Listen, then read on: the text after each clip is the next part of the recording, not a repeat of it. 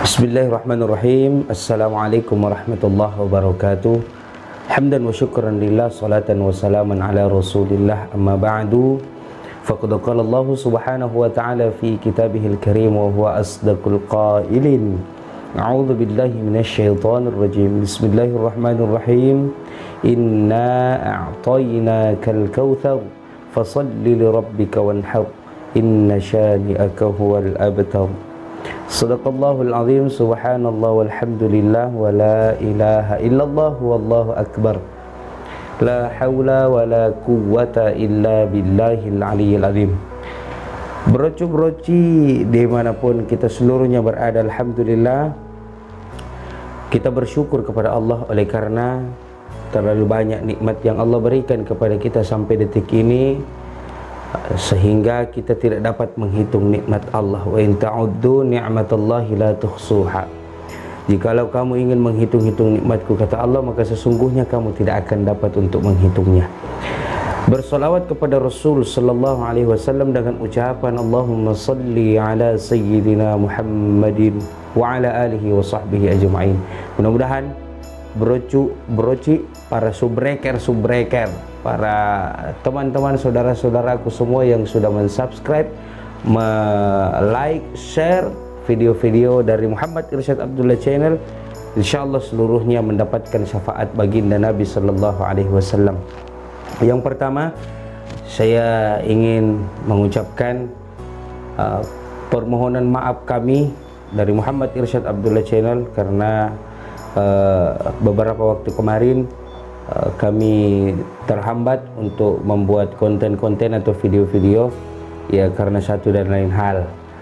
Mohon kiranya untuk dimaklumi. Yang kedua, kami ingin menyampaikan bahwa kita sudah berada di bulan Zulhijjah, di mana bulan Zulhijjah ini amat sangat mulia, ya, karena terdapat peristiwa penting di dalamnya. Dan sebentar lagi kita akan melaksanakan perayaan Idul Adha. Idul Adha ini luar biasa manfaatnya, luar biasa bermaknanya. Kenapa? Karena di dalam perayaan Idul Adha ini ada beberapa poin yang mesti kita ingat, yang mesti kita telaah kembali, yang mengingat kembali bahwa kisah Nabi Ibrahim dan kisah Nabi Ismail amat sangat bersejarah pada momentum perayaan Hari Raya Idul Adha ini.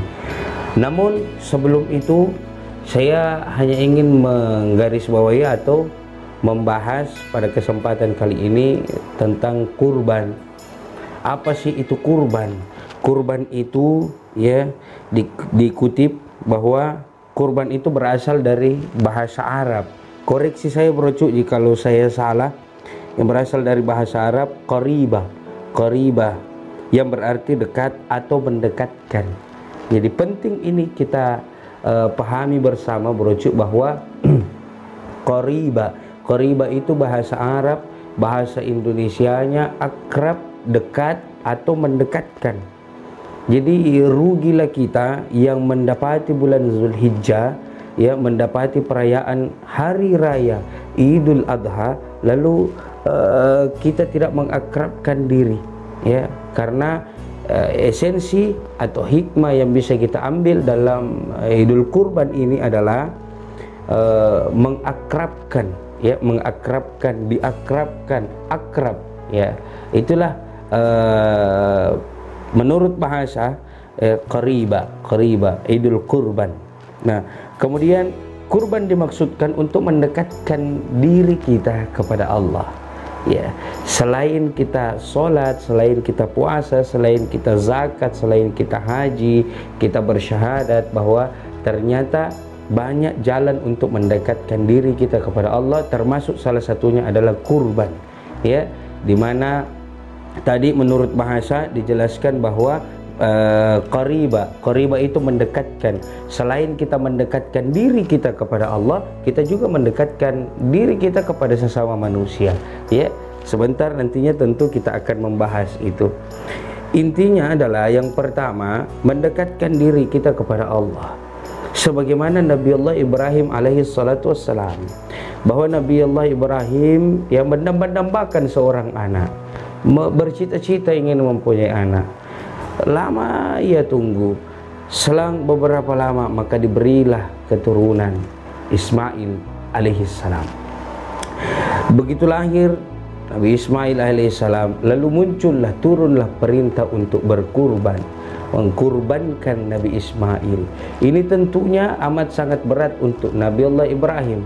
Sekian lama ia menantikan putra, sekian lama ia menantikan keturunan, ya. Lalu tiba-tiba begitu keturunan itu diberikan oleh Allah, ya, lahir putranya yang diberikan nama Ismail, lalu turun perintah untuk berkurban. Luar biasa Nabi Allah Ibrahim alaihissalatu wassalam. Maka pelajaran pertama, ya, Nabi Ibrahim, kita bisa mengambil pelajaran Nabi Ibrahim. Yang pertama adalah bagaimana Nabi Ibrahim sami'na wa ata'na kepada Allah Subhanahu wa taala. Dengar dan taat, dengar dan taat, dengar dan taat. Maka iman yang ditingkatkan oleh Nabi Allah Ibrahim alaihissalatu wassalam. Maka pelajaran pertama, kalau kita ingin dekat kepada Allah, kalau kita mampu, maka berkurbanlah. Sebagaimana Nabi Allah Ibrahim alaihissalatu wassalam mengkurbankan, ya, ingin menyembelih Ismail alaihissalatu wassalam. Lalu tentu Nabi Ismail alaihissalatu wassalam sebagai anak yang soleh, sebagai anak yang diangkat derajatnya oleh Allah Subhanahu wa taala, mengiyakan permintaan ayahandanya Nabi Allah Ibrahim. Luar biasa keluarganya, bro. Ya, saya tidak pernah membayangkan kalau ini terjadi kepada kita manusia biasa, ya. Maka ini pelajaran yang pertama.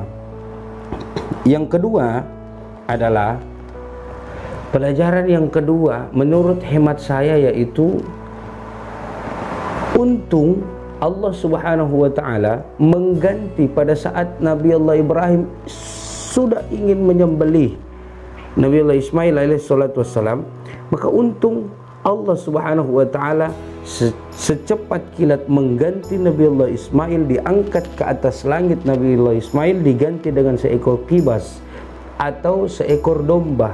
Maka domba itulah yang disembelih. Dan syukurnya kita diganti dengan seekor domba. Maka inilah yang disyariatkan dalam agama kita, berkurban dengan domba, ya, karena menurut sejarah ini berkurban dengan domba. Dan alhamdulillah, ya, tidak jadi Nabi Allah Ismail disembelih. Seandainya jadi, maka habislah generasi keturunan, apalagi keturunan laki-laki, maka dia harus disembelih setiap tahunnya. Maka berkurbanlah dengan domba, ya. Itu yang kedua. Yang ketiga, kita mengikuti perkembangan zaman, ya. Pertanyaannya, apakah boleh kita berkurban selain daripada domba? Boleh. Kurban selain daripada domba, misalnya sapi, boleh kita sembelih sapi. Kalau di Indonesia tidak ada domba, maka boleh diganti pakai kambing. Maka inilah yang saya mau jelaskan kepada kita semua, bahwa menyembelih hewan kurban hukumnya adalah sunnah muakkad.